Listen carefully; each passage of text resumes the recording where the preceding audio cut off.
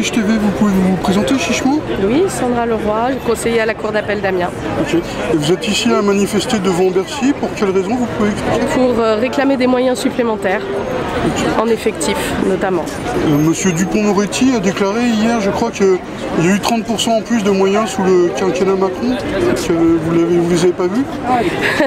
Non, et pour la simple et bonne raison que la hausse de budget qui a été allouée, effectivement on la nie pas, elle a principalement bénéficié à la construction de places de prison, donc à l'immobilier, et nullement à la création de postes supplémentaires de magistrats et de greffiers. J'ai le sentiment que dans les prisons ils l'ont pas vu non plus beaucoup. Ça, c'est à vous de le dire. Je vous remercie beaucoup, je vous souhaite une bonne nuit.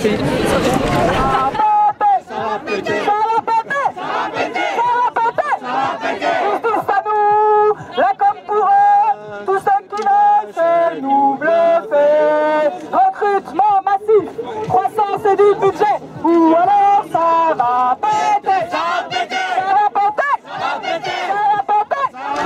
Bonjour, c'est pour Chiche TV, vous pouvez vous présenter chichement? Hugo Bernalici, député du Nord et membre de la France Insoumise. Et vous êtes ici pour aider cette manifestation de juges et d'avocats? Oui, je suis là pour les soutenir effectivement, les magistrats, les greffiers, les avocats, le monde judiciaire en fait en général, dans leur interpellation tout à fait légitime du manque de moyens de l'institution judiciaire. Voilà, souvent on prend cette comparaison, mais parce qu'elle est évocatrice et elle est vraie, il y a 2 fois plus de dépenses par habitant en Allemagne pour la justice qu'en France. 2 fois plus, pas 10% de plus, 2 fois plus. D'ailleurs le nombre de magistrats c'est pareil, il y a 2 fois plus de magistrats par habitant en Allemagne qu'en France. Donc on ne peut pas demander d'avoir un niveau de justice, un niveau de qualité, à la fois de qualité de justice et de célérité de vitesse de la justice quand on ne met pas les moyens. Voilà. Et en fait on a un problème, c'est qu'on a un garde des Sceaux qui certes a recruté quelques effectifs supplémentaires et puis bon des sucres rapides comme il aime à le dire, mais il explique que c'est bon, ça y est, maintenant il a fait ce qu'il avait à faire, les moyens sont sur la table, tout ça n'est plus qu'un problème d'organisation du travail et que maintenant il faut se retrousser les manches. Il n'a absolument rien compris au fonctionnement de l'institution judiciaire alors qu'il est lui-même censé être un grand avocat qui connaît, comme il l'a dit, charnellement cette institution. Bon, et donc les magistrats sont venus largement lui dire, suite à la signature de cette tribune qui a été publiée au mois de novembre, il y a eu 3000 signataires d'abord, maintenant plus de 7000, dont un bon millier de greffiers aussi qui s'associent à la mobilisation. Et je crois que c'est aussi un grand signal qui est lancé aux candidats à l'élection présidentielle pour leur dire bon, la justice c'est pas un à côté de votre programme, on va y mettre des moyens, c'est pas un à côté de votre programme. Bon, nous c'est dedans, c'est consubstantiel.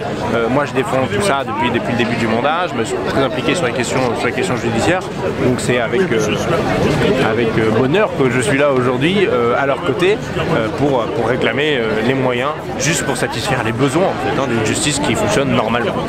Vous venez de comparer l'état de la France à l'état de l'Allemagne. Oui. Il y a autant de justiciables en Allemagne qu'en France ou... Oui, enfin tout n'est pas exactement comparable, mais l'ordre de grandeur du montant financier consacré par habitant, ça c'est comparable.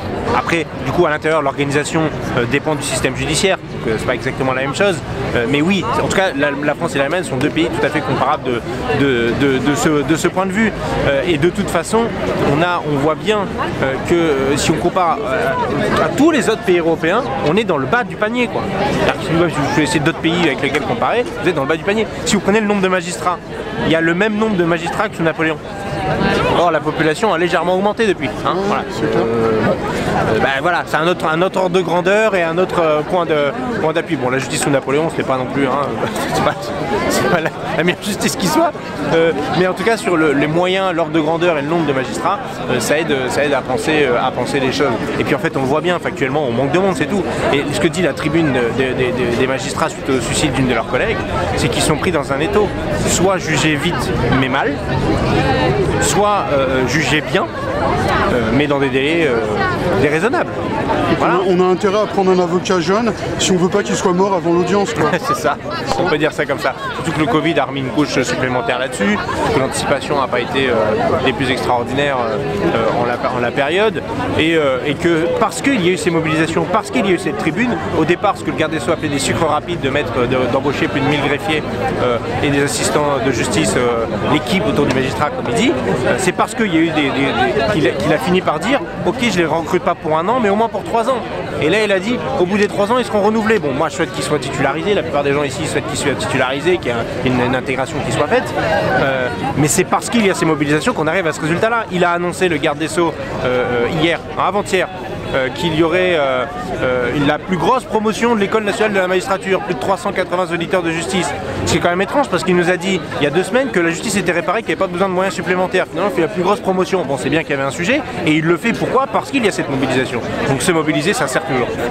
Je vous remercie beaucoup. Je vous souhaite une bonne manif. Merci.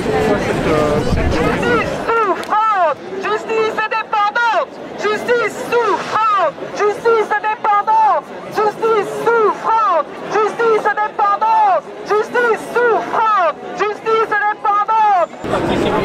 Bonjour, c'est pour Chiche TV. Vous pouvez vous présenter, Chichement? Bonjour, je suis le bâtonnier du barreau de Meaux et je viens soutenir les magistrats et les greffiers qui sont en grève, mais également l'ensemble de la justice qui souffre de manque de moyens humains, financiers. Et voilà, donc je suis là pour soutenir ce mouvement, cette mobilisation qui est assez inédite en France.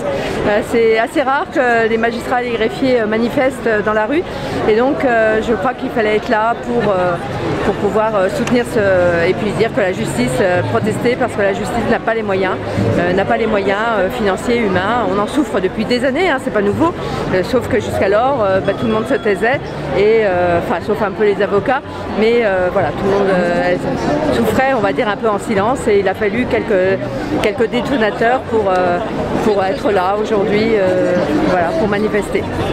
Et devant Bercy, c'est révélateur parce que c'est vraiment le manque de moyens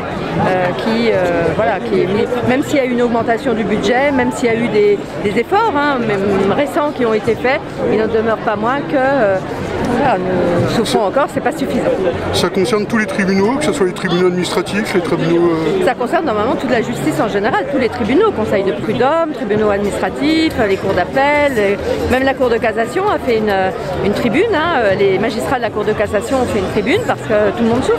C'est le manque de moyens. Vous savez, quand on vous dit qu'on ne peut pas imprimer parce qu'on n'a pas de papier, c'est pas que l'histoire du stylo qui a été dit par le garde des Sceaux, hein, c'est aussi des manques de moyens dans la justice, dont nous souffrons nous aussi avocats, puisque si on est face à des manques de moyens, eh bien on en souffre aussi indirectement, et les justiciables surtout. Les justiciables en souffrent avec des délais énormes devant les juridictions. Quel délai à peu près? Ça dépend des juridictions. Regardez Nanterre par exemple, le conseil de prud'homme, vous saisissez par exemple, vous avez un conflit avec votre employeur, vous le saisissez aujourd'hui, vous passerez en 2025 voire 2026. Voilà les délais. Après, il y a d'autres endroits où ça va beaucoup mieux. Des petites juridictions, ça va peut-être un peu mieux, mais c'est vrai que voilà, à Meaux, on a réduit largement les délais depuis quelques années, mais ça reste quand même une bonne année. Voilà, ça reste quand même encore des délais assez lourds pour des justiciables quand ils agissent devant les juridictions. Je vous remercie d'être venu de Meaux, MEAUX, pour mettre des mots MOTS sur les mots MEAUX. Voilà, très bien. Au revoir. Merci, au revoir. Il faut du temps. Il faut de l'argent. Les greffiers. Et les sucres lents pour bien juger. Il faut du temps. Il faut du temps. Et de l'argent. Et de l'argent. Les juges et les greffiers et les sucres lents. Les greffiers et les sucres lents. Génial. Et ils sont où? Et ils sont où les sucres? La la la la la la la la la la la la la la la la. Ils sont où? Et ils sont où les sucres? La la la la la la la la la la la. Et ils sont où? Et ils sont où? Et ils sont où les sucres? La la la la la la la la la. Ça fait des années que l'on demande des augmentations de budget, des augmentations significatives de budget et pas 3,4% pour les services judiciaires. Donc aujourd'hui, on peut dire qu'on est quand même vraiment très nombreux, on est absolument tous unis dans cette demande, de la base à la hiérarchie, du personnel des greffes à l'avocat, tout le monde est représenté. Ce serait important qu'on soit entendu. On vient d'obtenir une réponse du cabinet de Bruno Le Maire. On sera reçu par Olivier Dussopt à 19 h. Une délégation des signataires de l'appel sera reçue à 19 h. Donc on a déjà une première rencontre. On verra quelles sont les réponses, on verra s'il y a réellement une écoute.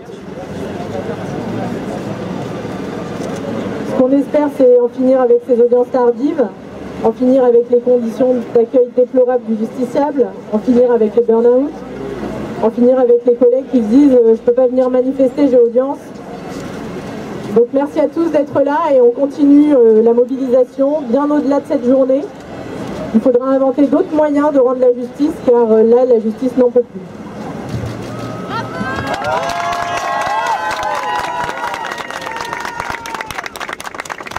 Bonjour à tous.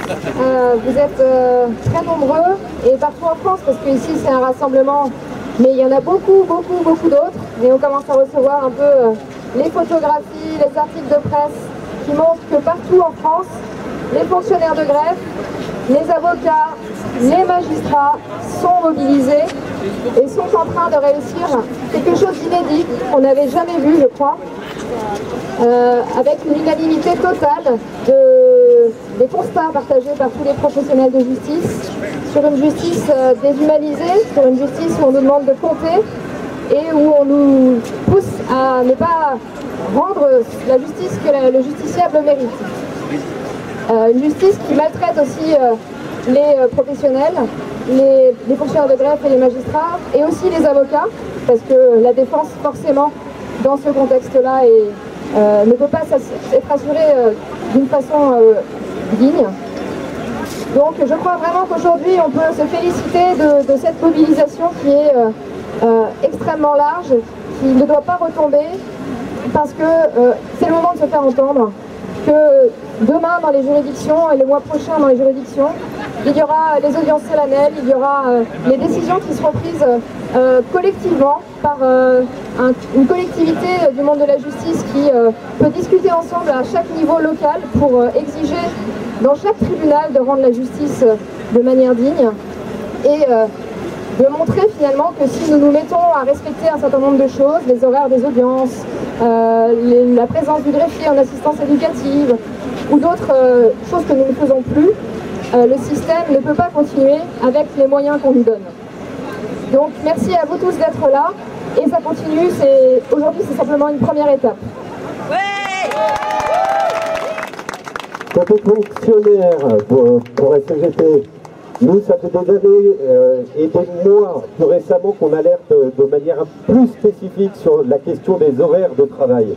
Donc quand la tribune des 3000 est sortie, ça a eu un écho chez les collègues fonctionnaires et contractuels tout à fait très important, puisque le 3 mai dernier, nous avons remis une lettre ouverte au directeur des services judiciaires en main propre. Récemment, interpellé, il nous répond que cette lettre ne lui était pas adressée. Cette lettre ouverte, c'était sur le respect du temps de travail. Et lorsqu'on lui a remis, il a dit « Qu'est-ce que vous voulez que je fasse ?» Voilà ce qu'on nous répond. Il y a de la délinquance au sein des juridictions chaque jour avec de multiples infractions à la législation du travail. Et rien n'est fait, on nous dit la justice est réparée. Mais il répare quoi? Il répare son image? Donc nous, on va continuer, on va œuvrer à continuer la mobilisation pour qu'enfin il y ait une reconnaissance de l'ensemble des métiers du monde judiciaire. Mais c'est pas que cette reconnaissance-là, c'est aussi le respect des personnels, le respect des usagers du service public de la justice.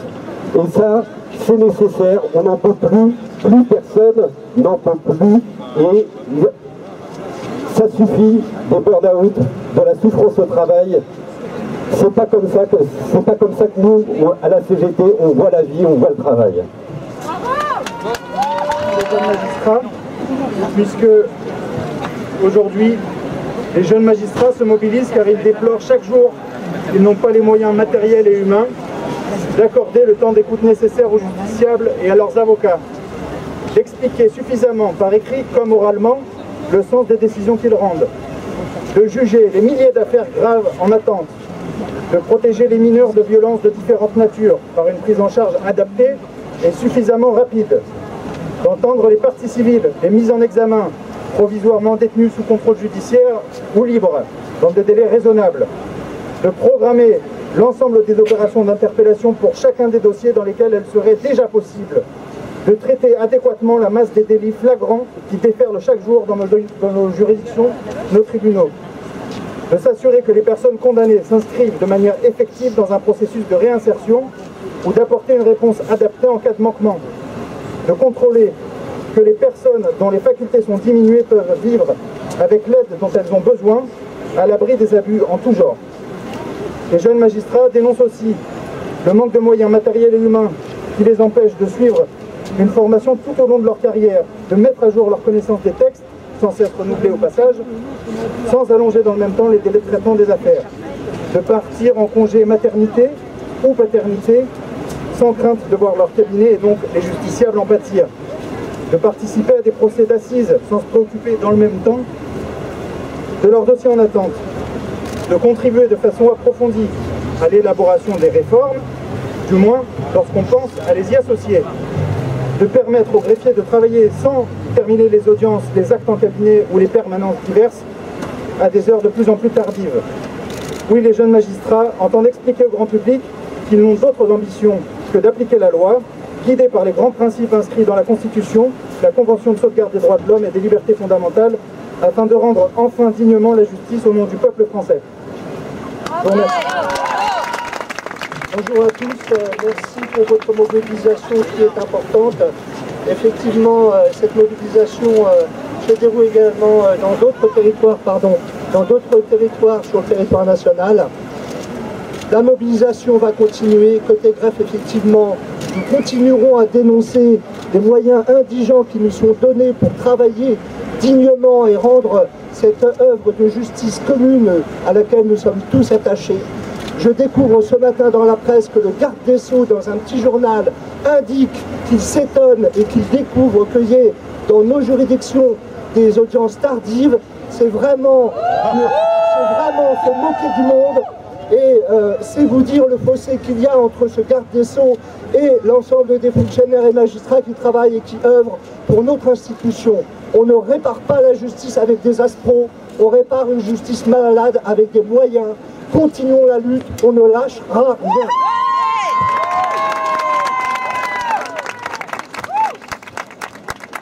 Pour notre organisation, l'UNSA, ça fait plusieurs années qu'on dit aux différents gardes des Sceaux que le manque de moyens il est flagrant. Si on veut se baser sur les autres chiffres des pays européens qui sont dans le même groupe que le nôtre, il est clair qu'au niveau des personnels de greffe, à l'heure actuelle, on est 22 000, on devrait être 1500 de plus parce qu'il y a des postes vacants, et si on se base sur les chiffres européens, nous devrions être 39 000.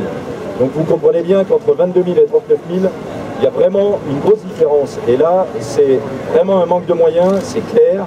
Et on est pour l'instant en Europe dans le peloton de queue, et ça c'est inadmissible pour un pays comme la France.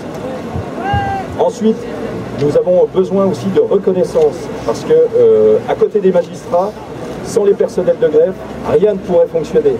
Donc vous, professionnels, vous êtes présents, vous savez très bien que les personnels de greffe sont indispensables pour que la justice fonctionne dans des conditions optimales. Donc merci d'être présents, et puis on espère que on n'entend rien derrière, montez le son parce que nous on n'entend rien et c'est passionnant ce que vous dites. Bah, désolé. C'est tout à l'heure, jure là avec mon micro, je vais venir avec, mais montez le son de ce truc là, c'est quelque chose quoi. On n'entend vraiment rien, ou alors vous parlez plus fort. Mais non, mais c'est vrai, c'est passionnant ce que vous dites, mais on n'entend rien. Alors je vais essayer de parler très fort.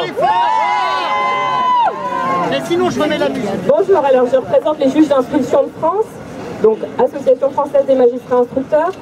J'aimerais simplement dire que le juge d'instruction, on parle de sa suppression depuis 15 ans, mais que le juge d'instruction fonctionne, mais s'il avait les moyens de travailler, on ne parlerait pas de sa suppression, on ne serait pas lent.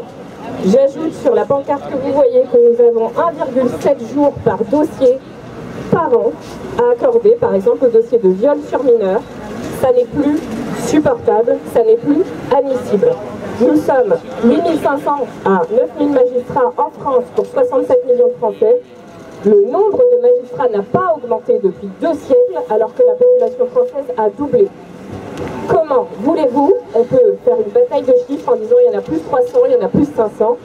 Le constat est là. Nous sommes 9000 pour 67 millions de Français.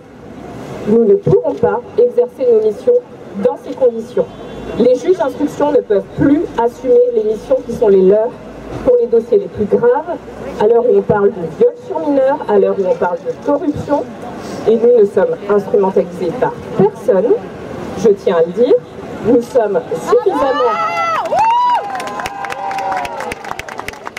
suffisamment objectifs pour poser un constat sur nos conditions de travail, celles qu'on vit tous les jours, sans répondre à un appel politique quelconque. Les magistrats se sont suffisamment tus, il est temps pour nous de prendre la parole.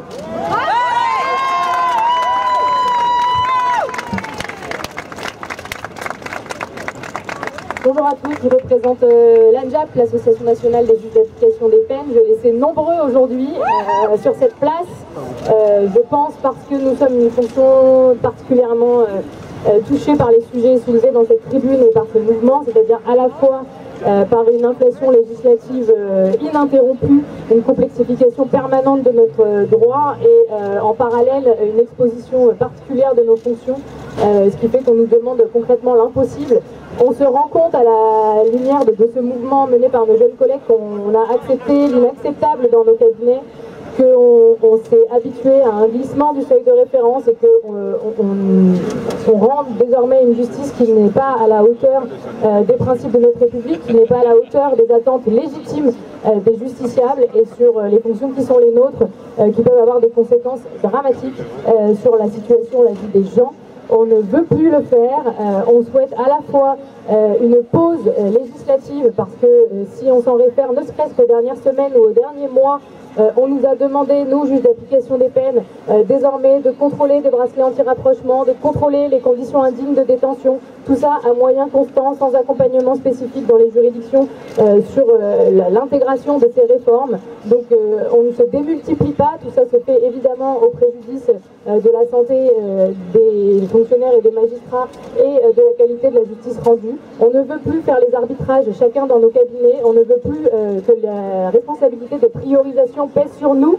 Ces priorisations, elles doivent se faire collectivement, elles doivent être assumées politiquement et elles doivent être également assumées par la société et c'est ça, de là qu'elle vient la souffrance, je pense, et c'est de là que vient l'élan qui a été donné par cette tribune. On ne veut plus chacun dans nos cabinets avoir à choisir entre les dossiers, avoir à choisir entre les personnes et les situations. Merci. Bravo!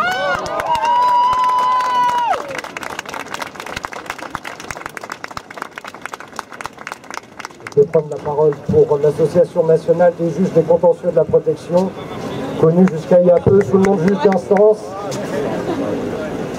Ne nous trompons pas de combat, l'Association nationale des juges des contentieux de la protection souhaitait préciser à tout le monde qu'on ne se bat pas tellement pour nous, on se bat pour les justiciables, c'est la justice de proximité. C'est 750 magistrats en France qui rendent 200 000 décisions par an. Ben, vous faites le ratio par vous-même, ça laisse assez peu de temps. Et pourtant on essaye. C'est des gens qui viennent sans avocat. C'est vos parents, vos grands-parents, votre enfant handicapé sous protection de justice. C'est les petits contentieux du quotidien dont tout le monde se fout, mais pas des gens qui viennent nous voir. Et à ces gens-là, en fait, je crois qu'on leur doit une justice de qualité dans laquelle on prend le temps, dans laquelle on explique les choses, parce qu'ils n'ont pas tous la chance d'être accompagnés d'avocats, ils n'ont pas tous la chance de savoir ce que juridiquement il se passe. Par contre, ils ressentent bien qu'il se passe quelque chose, et ça, c'est notre boulot. Je roule pour personne, les magistrats ne roulent pour personne. Je n'entends pas, les 750 juges de contentieux de la protection n'entendent pas peser sur le scrutin à venir, c'est pas notre préoccupation. Voilà, merci.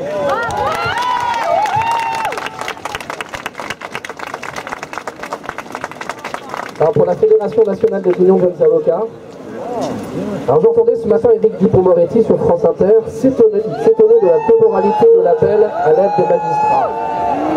Alors oui, cet appel est inédit, Mais depuis combien d'années le monde judiciaire, avocats, greffiers, forces de l'ordre, services de protection de la jeunesse et j'en passe, dénonce les manques de moyens de la justice? Depuis combien d'années? Faut-il attendre des années pour se rendre compte que les chiffres montrent que nous sommes l'un des budgets les plus bas de la justice en Europe? Et notre ministre de se satisfaire d'avoir permis aux tribunaux d'avoir des Wi-Fi et des ordinateurs portables. Mais faut-il s'en réjouir? À quoi cela sert d'avoir des ordinateurs s'il n'y a personne pour s'en servir?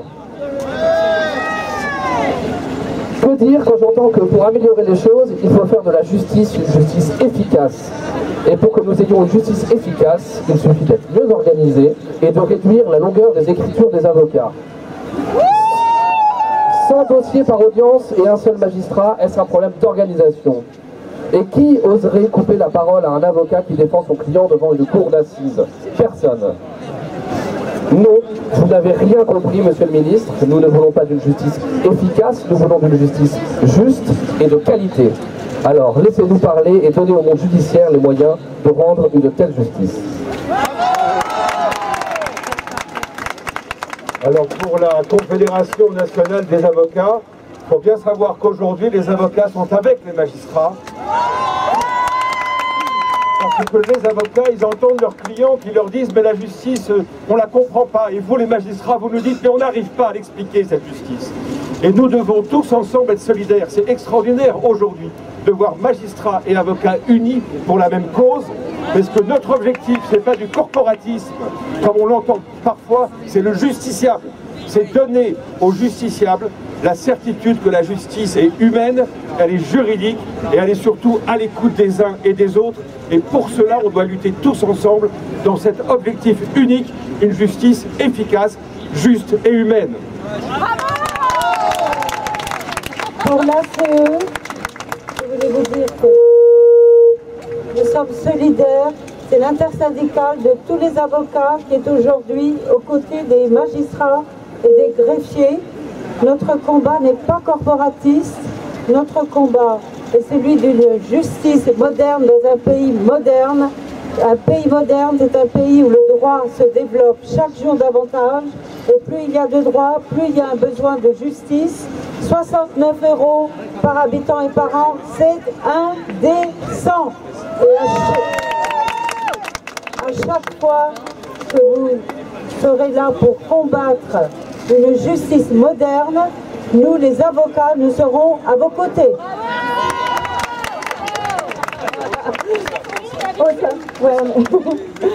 Pour le syndicat des avocats de France, voilà, merci à toutes et tous, merci pour cette tribune, merci d'être là, merci d'avoir pris la parole, merci d'être unis. La mobilisation spontanée, inédite et très large de l'ensemble des professionnels de justice est le reflet d'une grave crise institutionnelle.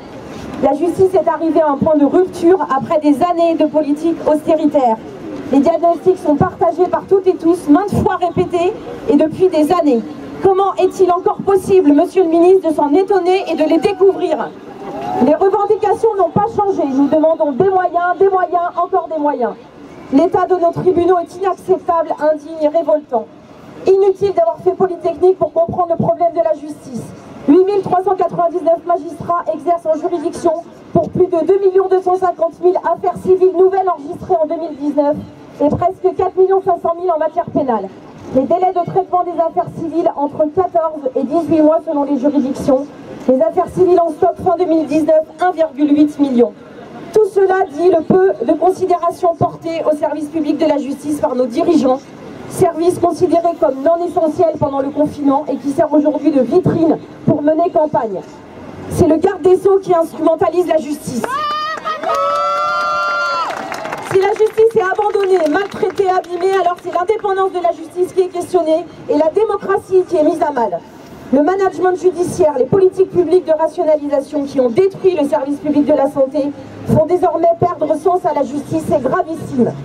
Il nous faut donc continuer sans relâche à alerter, dénoncer, exiger et avancer collectivement unis jusqu'à obtenir des moyens humains et matériels pour un doublement de l'ensemble des effectifs de magistrats et de greffiers. La suspension des réformes incessantes, Un doublement du budget de l'aide juridictionnelle pour assurer une défense de qualité, des tribunaux judiciaires accessibles et ouverts à toutes et tous. Nous devons interpeller les candidats à la présidentielle pour que le sujet de la justice soit l'agenda politique jusqu'aux élections. Et nous devons poursuivre la mobilisation, organiser des AG partout dans les tribunaux et dicter notre agenda, notre ordre du jour, jusqu'à obtenir satisfaction. Merci.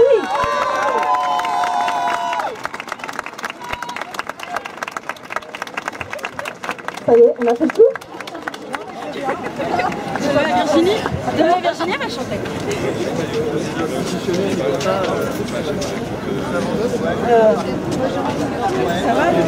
Bonjour, on ne compare souvent à l'hôpital, mais il y a une grande différence entre l'hôpital et la justice. Certes, les sous-financements sont comparables, certes, il faut attendre une crise pour qu'on se rende compte qu'il y a une difficulté, mais critiquons tous les jours les médecins, les infirmiers et les infirmières de ce qu'ils ne peuvent pas faire face. Critiquons tous les jours les médecins et les infirmières et les infirmiers de ce qu'ils ne peuvent chaque jour changer les règles, changer les textes applicables, changer les méthodes. Ce mépris, ces humiliations constantes, cette justice dite réparée et qu'il faudrait maintenant moderniser. Ce discours-là, il est insupportable. Et je remercie mes jeunes collègues, moi qui suis une ancienne magistrate maintenant, d'avoir su nous rappeler que quand la distorsion entre les principes et la réalité est trop importante, nous devons nous mobiliser parce que nous devons en avoir honte.